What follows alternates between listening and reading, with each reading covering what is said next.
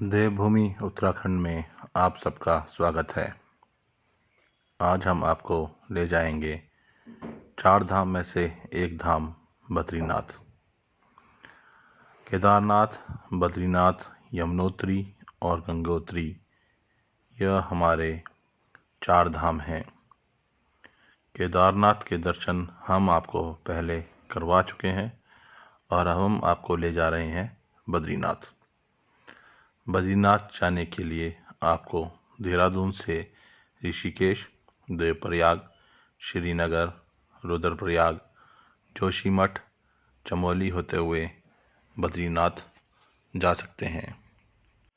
बद्रीनाथ धाम उत्तराखंड के चमोली जिले में अलकनंदा नदी के किनारे स्थित है।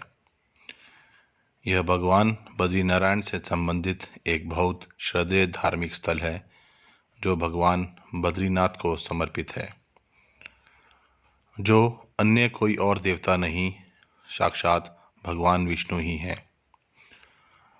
मंदिर समुद्र तल से 3133 मीटर की ऊंचाई पर स्थित है। बद्रीनाथ धाम छोटा 4 धाम भी कहलाता है। यह हिंदुओं के 4 धाम में से एक है और वैष्णवतियों का सबसे पवित्र मंदिर है। यह वैष्णव के 108 दिव्य देशम में प्रमुख है। बद्रीनाथ के मंदिर में स्थित मुख्य देवता भगवान बद्रीनाथ 3.5 फीट की शालिग्राम की शिला प्रतिमा है, जो भगवान विष्णु है और जो भगवान की सबसे शुभ स्वयं प्रकट मूर्तियों में से एक है। बद्रीनाथ की यात्रा का मौसम हर साल 6 महीने लंबा होता है, जो अप्रैल से शुरू होता है और नवंबर के महीने में समाप्त होता है। बद्रीनाथ मंदिर का धार्मिक महत्व अपने पौराणिक वैभव और ऐतिहासिक मूल्य से जुड़ा हुआ है। बद्रीनाथ के मंदिर में अपनी उम्र का समर्थन करने के लिए कोई ठोस ऐतिहासिक प्रमाण नहीं है, लेकिन बद्रीनाथ मंदिर का उल्लेख जरूर मिला है। साथ ही यह हमारे प्राचीन वैदिक शास्त्र के देवता जो इंगित करते हैं कि मंदिर वैदिक काल के दौरान वहां था। बद्रीनाथ मंदिर से जुड़ी कई कहानियां हैं। हमारे कुछ प्राचीन ग्रंथ बताते हैं कि यह मंदिर शुरू में एक बौद्ध मठ था और आदि गुरु शंकराचार्य ने जब 8वीं शताब्दी के आसपास जब जगह का दौरा किया तो एक हिंदू मंदिर में बदल गया था।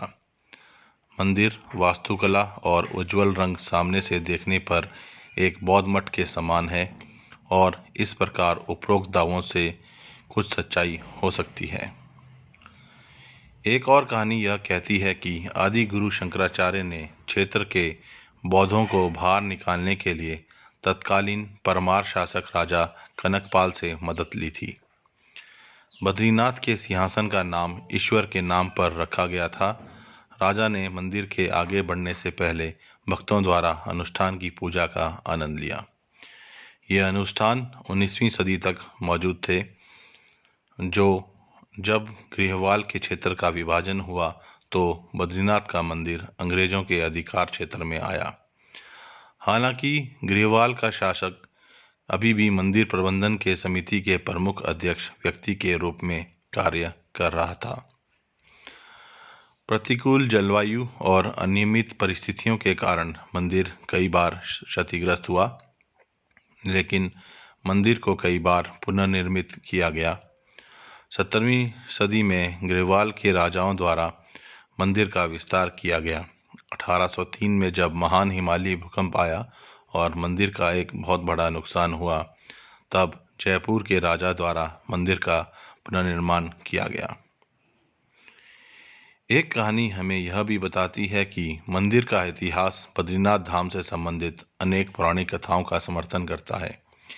एक महान कथा भगवान विष्णु के अनुसार इस जगह पर कठोर तपस्या की भी है। जब गहन ध्यान के दौरान भगवान खराब मौसम से अनजान थे, तब उनकी पत्नी देवी लक्ष्मी ने बद्री के पेड़ का आकार ग्रहण कर लिया और कठोर मौसम से उन्हें बचाने के लिए उन्हें अपनी शाखाओं से ढक लिया। भगवान विष्णु उनकी भक्ति से प्रसन्न हुए और वहां नाम बद्री का आश्रम के रूप में रखा गया।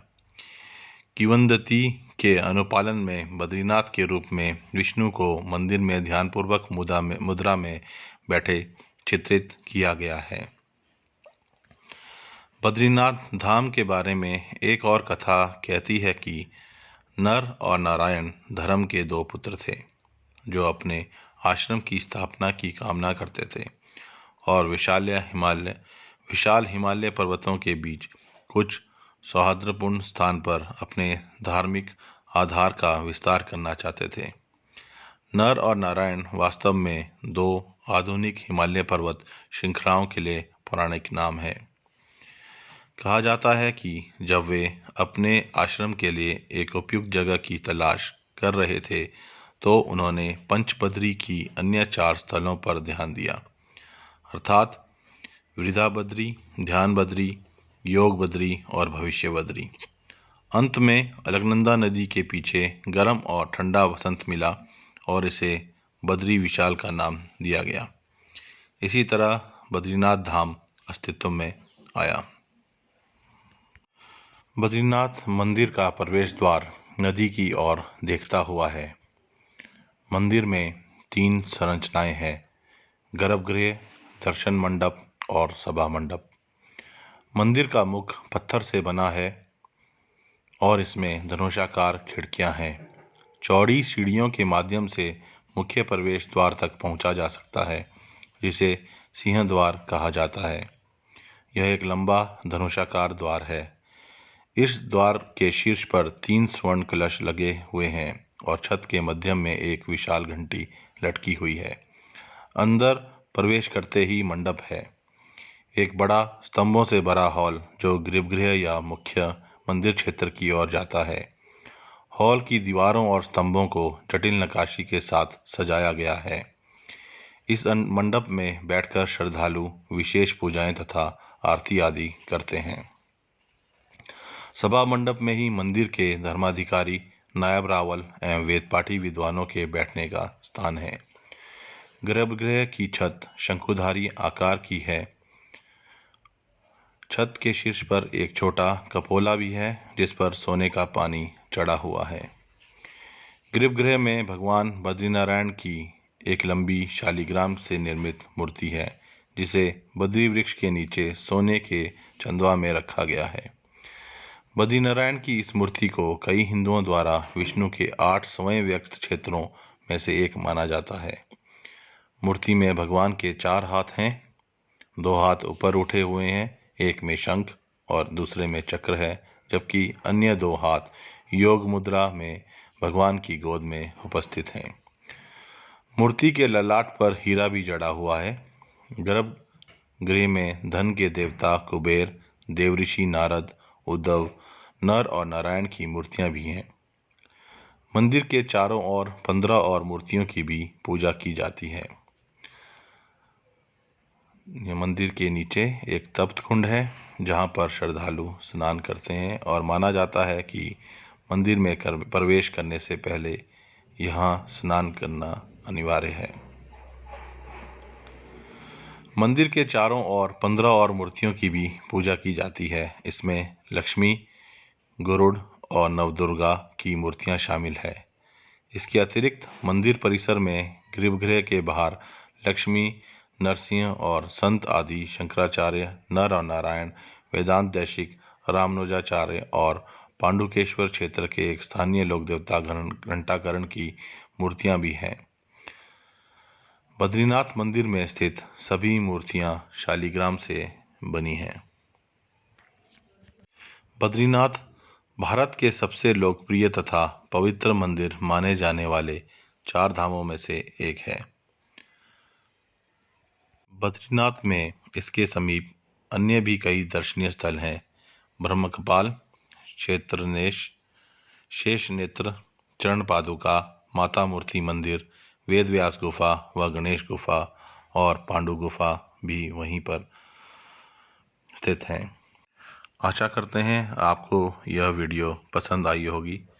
हम आपको ले चलेंगे अगली वीडियो में नई जगह, नया काम, नया नाम और नई कहानी के साथ।